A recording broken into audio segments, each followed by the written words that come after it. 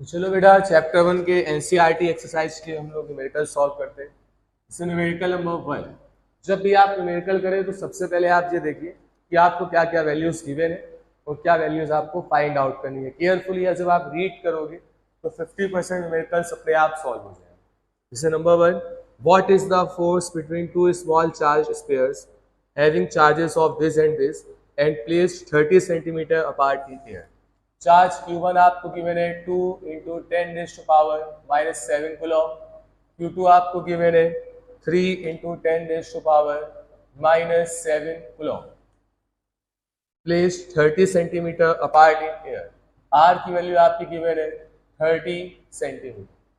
तो यहाँ से देखिए बेटा आप क्या फॉर्मूला यूज कर सकते हो, we have to find out the electrostatic force between them. तो यहाँ से देखिए कूलॉम्स तो आपने पढ़ा था, जो हमने आपको फॉर्मूले से लिखवाए थे। F equals to 1/4 pi epsilon naught Q1 Q2 upon R square. 1/4 pi epsilon naught की वैल्यू आप जानते हो 9 इंटू 10⁻⁹। सारी वैल्यूज पुट अप कर दीजिएगा। और न्यूमेरिकल में एक चीज आपको ध्यान रखनी है, आपको यूनिट्स का ध्यान रखना है। ये आपकी यूनिट सेंटीमीटर में, सीजीएस में, इसको एसआई में कन्वर्ट करिए। इसको लिख सकते हैं 30 इंटू 10⁻⁻2 मीटर। ये सॉल्व कर लीजिएगा, आंसर आ जाएगा। Now see numerical number 2, the electrostatic force on small sphere of charge 0.4 microcoulomb due to another small sphere of charge -0.8 microcoulomb in air is 0.2 newton. कभी भी अगर आपको ये क्लियर ना हो कि क्या वैल्यू आपको गिवन है, तो उस कंडीशन में आप यूनिट्स देख के पता लगा सकते हैं कि क्या फिजिकल क्वांटिटी आपको गिवन है। यहाँ पे 0.4 माइक्रोकूलम दैट इज ये आपको चार्ज गिवन। तो माइक्रोकूलम को जब आप बेटा कूलम में कन्वर्ट करेंगे तो 10⁻⁻6 कूलम हो जाएगा। इसको आप लिख सकते हो 4 इंटू 10⁻⁻7 कूलम। अनदर चार्ज आपको गिवन है -0.8 microcoulomb that is -0.8 into 10⁻⁻6 coulomb. ये हो जाएगा आपके पास -8 इंटू 10⁻⁻7 कूलम। यहाँ पे ये ध्यान रखिएगा, ये जो Q2 के आगे नेगेटिव है, ये मैथमेटिकल साइन नहीं है फोर्स के केस में, ये केवल आपके नेचर को बता रहा है कि what is the nature of electrostatic force between these two charges. तो जो नेचर होगा वो आपका अट्रैक्टिव नेचर होगा, अट्रैक्ट करेगी क्योंकि दोनों आपके अनलाइक है। तो 0.2 Newton, Newton is the unit of force. तो ये आपको फोर्स की वैल्यू गिवन है 0.2 न्यूटन। फर्स्ट पार्ट में, ए पार्ट में आपको फाइंड करना है what is the distance between the two spheres. आपको डिस्टेंस फाइंड आउट करनी है, तो वही कूलॉम्स लॉ आप यूज करोगे। 1/4 pi epsilon naught Q1 Q2 upon R square. तो यहाँ से आप R फाइंड आउट कर लेंगे। बी पार्ट में आपसे पूछा जा रहा है कि what is the force on the second sphere due to the first. Second sphere में कितना चार्ज होगा फर्स्ट स्पेयर में। अच्छा, ये दोनों जो चार्जेस आपके रखे थे Q1 एंड Q2, दोनों क्या है, अट्रैक्टिव फोर्स लगा रहे हैं। तो जितना फोर्स Q1 एक्सपीरियंस करेगा उतना ही सेम फोर्स आपका Q2 एक्सपीरियंस करेगा। दैट इज दोनों पे फोर्स सेम होगा, तो उसका आंसर भी क्या हो जाएगा 0.2 न्यूटन। ये फिर जो थर्ड है आपका, थर्ड में रेशियो चेक करना है कि डायमेंशनलेस है। तो रेशियो आपका गिवन है बेटा Ke² upon capital G mass of electron mass of proton. तो सभी की डायमेंशंस आपको चेक करके देखनी है। तो आप सभी की डायमेंशन यहाँ पुट अप करोगे तो डायमेंशनलेस आएगी। फिर आपसे पूछा जा रहा है look up a table of physical constant and determine the value of this ratio, what does the ratio signify. तो आप क्या करोगे, सारी वैल्यूज याद रखोगे। ये जो आप K इंटू ई स्क्वायर देख रहे हैं, ये आपका इलेक्ट्रोस्टैटिक फोर्स को रिप्रेजेंट कर रहा है, इलेक्ट्रोस्टैटिक फोर्स को रिप्रेजेंट कर रहा है। कूलॉम्स लॉ से ये आया।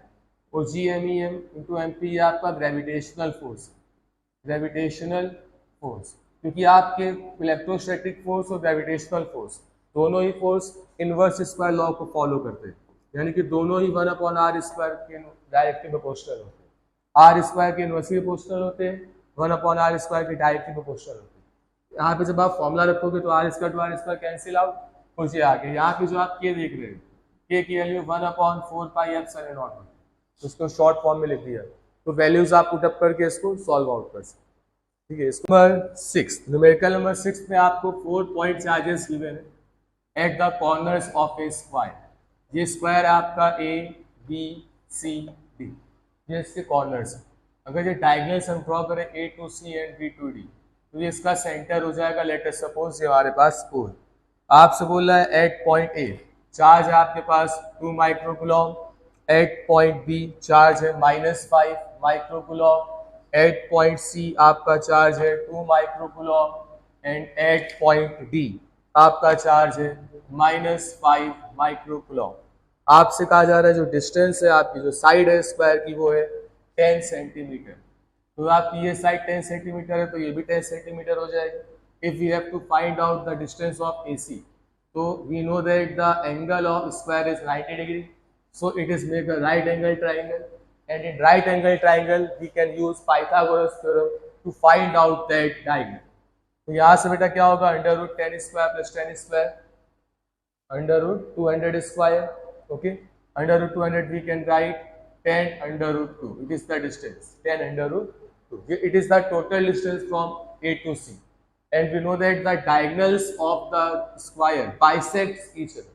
तो आपकी O to A जो डिस्टेंस आएगी वो 5√2 हो जाएगी, O to C भी 5√2, O to D भी 5√2 and O to B भी 5√2। दैट इज योर डिस्टेंस है OA, OB, OC and OD, ये सेम हो जाएगी, ये हो जाएगी 5√2 centimetre. Okay, we know that the distance between the charges, if we have to force between O and A, electrostatic force between point O and point A, it will become, and we know that at center 1 microcoulomb charge is placed। O point पर आपका 1 microcoulomb charge placed है, तो यहाँ से 1/4 pi epsilon naught charge at O, charge at A upon distance between O and A whole square। तो इस फॉर्मूले से आप OA OB सब फाइंड आउट कर लीजिएगा। यहाँ से आप डायरेक्शन देखेंगे, ये पॉजिटिव ये पॉजिटिव पॉजिटिव पॉजिटिव रिपेल करेगी, तो FOA आपका इस डायरेक्शन पे लगेगा, ये C है ये O है ये भी रिपेल करेगी क्योंकि C पे भी पॉजिटिव चार्ज और यहाँ पे O पे भी पॉजिटिव चार्ज, तो ये भी क्या हो जाएगा FOB। जब आप यहाँ से देखेंगे O to B, ये पॉजिटिव ये नेगेटिव, ये क्या करेगा बेटा, अट्रैक्ट करेगा, तो यहाँ पे डायरेक्शन ऐसे आ जाएगा FOB, ये पॉजिटिव नेगेटिव ये भी अट्रैक्ट करेगा, तो FOD, इसका डायरेक्शन आपका इस तरीके से आ जाएगा FOB। तो यहाँ से आप देखिए FOD और FOB दोनों सेम हो गए और दोनों अपोजिट डायरेक्शन पे जा रहे हैं, तो नेट फोर्स पॉइंट O पर क्या होगा, 0। यहाँ से अगर आप OA एंड OB की बात करें तो OA फोर्स इधर जा रहा है, OB फोर्स इधर जा रहा है, इक्वल एंड अपोजिट फोर्सेस जा रहे हैं, तो ये भी इनका भी नेट फोर्स क्या होगा, 0। तो यानी कि एट पॉइंट O जो आपका फोर्स हो जाएगा वो क्या हो जाएगा बेटा, 0 हो जाएगा। तो इस तरीके से आपका ये 6th न्यूमेरिकल हो गया। ठीक है, 7th न्यूमेरिकल आपका थ्योरेटिकल है, बोल रहा है electrostatic field line is a continuous curve that is a field line can not have sudden breaks, why not. देखिए इंपॉर्टेंट क्वेश्चन है, अभी तक इसमें से एक क्वेश्चन पूछा जाता था जो इंपॉर्टेंट था कि 2 इलेक्ट्रिक फील्ड लाइंस इंटरसेक्ट नहीं करती, व्हाई, इसको एक्सप्लेन करिए। इसमें बोल रहा है कि जो आपके इलेक्ट्रिक फील्ड लाइंस है वो कॉन्टिन्यूअस कर्व है, व्हाई, ये ब्रेक क्यों नहीं करता। देखिए जो आपके चार्ज है, किसी भी बॉडी में अगर चार्ज ट्रांसफर हो रहा है from one body to another body, या किसी भी पर्टिकुलर बॉडी में अगर चार्ज आपका मूव कर रहा है तो चार्ज आपका कॉन्टिन्यूसली मूव करता है। ठीक है, चार्ज कॉन्टिन्यूसली क्या करेगा, मूव करेगा, charge moves continuously, so in that condition charge can not stop, charge moves continuously and electric field lines is traced from the motion of the charge. ठीक है, तो जब चार्ज आपका कॉन्टिन्यूसली मूव कर रहा है तो जो आपकी इलेक्ट्रिक फील्ड लाइंस है वो भी क्या होगी, कॉन्टिन्यूसली कर्व बनाएगी, वो ब्रेक नहीं करेगी। फिर इसका B part, explain why 2 field lines never cross each other at any point. Let us suppose अगर 2 फील्ड लाइंस अगर क्रॉस कर रही है एक दूसरे को, then at that point of intersection, इस पॉइंट ऑफ इंटरसेक्शन पर आपके 2 इलेक्ट्रिक फील्ड्स की डायरेक्शन हो जाएगी, एक इधर एक इधर, क्योंकि इलेक्ट्रिक फील्ड लाइंस आपकी इलेक्ट्रिक फील्ड के डायरेक्शन को एक्सप्लेन करता है। तो इस पॉइंट ऑफ इंटरसेक्शन पर इलेक्ट्रिक फील्ड लाइंस के 2 डायरेक्शन हो जाएंगे जो हमारे क्या है, इम्पॉसिबल है। So let's start numerical number 14। Numerical number 14 इसमें आपसे बोल रहा है consider a uniform electric field. Uniform electric field given है बेटा, E is equals to 3 × 10⁻³ i cap newton per coulomb. I cap means जो इलेक्ट्रिक फील्ड है वो आपकी एक्स एक्सिस की डायरेक्शन पे जा रही है। फिर आपसे पूछा जा रहा है कि what is the flux of the field through a square of 10 centimetre on a side whose plane is parallel to Y Z plane. इससे बोला है कि जो आपका प्लेन वो प्लेन वाई जेड के साथ पैरेलल कंडीशन पे, यानी कि आपका अगर ये वाई जेड है तो उसके साथ पैरेलल पे, यानी कि एक्स एक्सिस की ही डायरेक्शन पे जा रहा है, और जो आपकी इलेक्ट्रिक फील्ड है वो भी एक्स एक्सिस की ही डायरेक्शन पे जा रही है। तो इस कंडीशन पे जो उनके बीच में एंगल होगा वो कितना हो जाएगा, 0 डिग्री हो जाएगा। और फ्लक्स का जो फॉर्मूला है इलेक्ट्रिक फ्लक्स का वो हो जाएगा ई एस कॉस थीटा, ये हमने पढ़ा था। इलेक्ट्रिक फील्ड आपका 3 × 10⁻³ और जो आपकी साइड है एस वो है 10 सेंटीमीटर। इसको जब आप कन्वर्ट करेंगे तो 10⁻⁻⁻1 मीटर में आएगा। और जो एरिया होता है कैपिटल एस वो इसका स्क्वायर होता है, वो यहाँ पे 10⁻⁻² हो गया। और cos 0 की वैल्यू 1, तो ये हो जाएगा 3 × 10 दैट इज 30। और इसकी यूनिट आपकी क्या हो जाएगी बेटा, यूनिट में जब भी कंफ्यूजन हो तो इलेक्ट्रिक फील्ड की यूनिट न्यूटन पर कूलॉम होती है, सरफेस एरिया की क्या होती है मीटर स्क्वायर, तो उसकी हो जाएगी newton metre square upon coulomb. ये इसका हो गया फर्स्ट पार्ट। सेकेंड पार्ट में आपसे कहा जा रहा है what is the flux through the same square if it is normal to the plane makes 60 degree angle. 60 degree angle का मीन्स आपका जो एंगल हो गया 60 डिग्री, यही फॉर्मूला आप सेम यूज कर दीजिए, pi E is equal to E S cos 60 degree. तो बस इसे सेम फॉर्मूले से आपका 14th आ जाएगा। 15th में कह रहा है what is the net flux of the uniform electric field, यानी कि इसी न्यूमेरिकल में अगर हम क्या करें, एक क्यूब को प्लेस कर दें इस तरीके से कि इनके फेसेस जो है क्यूब के वो पैरेलल है। अगर आप क्यूब मेक करते हो तो जब आप क्यूब मेक करोगे तो इस तरीके से आपका एक क्यूब आएगा। तो क्यूब के जो फेसेस है आपके, वो फेसेस आपके क्या हो गए, क्यूब के पैरेलल हो जाएंगे, यानी कि ये फेस और ये फेस पैरेलल है। यानी कि इलेक्ट्रिक फील्ड एक फेस से ऐसे जा रही है और एक फेस से ऐसे जा रही है अपोजिट डायरेक्शन। तो इक्वल एंड अपोजिट अगर इलेक्ट्रिक फील्ड जा रही है तो नेट जो फील्ड होगी वहाँ पे, वो नेट फील्ड या नेट फ्लक्स इसे कह सकते हो, वो क्या हो जाएगा, 0।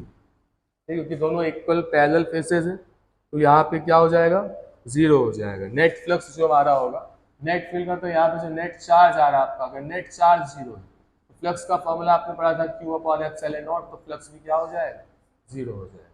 ठीक है, तो ये आपका हो गया न्यूमेरिकल नंबर 15। न्यूमेरिकल नंबर 16 में देखिए, न्यूमेरिकल नंबर 16 में आपसे कह रहा है careful measurement of the electric field at the surface of A black box indicate that the net outward flux through the surface of the box is this 8 × 10⁻³ आपको flux given है 8 × 10⁻³ newton metre square upon coulomb. आपसे पूछा जा रहा है what is the net charge inside the box. First part में net charge Q की value पूछी जा रही है। From Gauss theorem you know that φE = Q/ε0, और ε0 की वैल्यू आप जानते हो, permittivity of free space 8.85 × 10⁻⁻12 newton metre square upon coulomb square, और coulomb square upon newton metre square क्या होगा, coulomb square upon newton metre square. ये देखिए F का फॉर्मूला क्या था, 1/4πε0 Q square upon R square, या Q1 Q2 upon R square. ε0 की वैल्यू क्या होगी, 1/4π Q1 Q2 upon FR square. तो यहीं से देखिए चार्जेस ऊपर है तो coulomb square upon newton metre square, ये यूनिट हो जाएगा। ठीक है, तो बस इसी से आप Q निकाल लीजिएगा, ε0 × φE, यहाँ से आपके पास चार्ज आ जाएगा। ठीक है, फिर इसके बाद अभी सर आ रहे हैं, कितने बजे क्लास, चलो बैठ जाओ, आ रहे हैं। ठीक है, तो इसका जो सेकंड आपका होगा, सेकंड पार्ट में पूछा जा रहा है if the net outward flux through the surface of the box were 0। Outward flux अगर 0 है, should you conclude that there were no charges inside the box, why और व्हाई नॉट। तो देखिए नेट अगर आउटसाइड में 0 है तो हम ये कभी भी बता नहीं सकते कि चार्ज प्रेजेंट है या नहीं है। क्या पता उसमें अगर अपोजिट चार्जेस अगर आपकी प्रेजेंट हो तो भी आपका नेट आउटवर्ड फ्लक्स जा सकता है, 0 हो सकता है। ठीक है, so we are not 100% sure whether the charge is present inside और नॉट। क्लियर।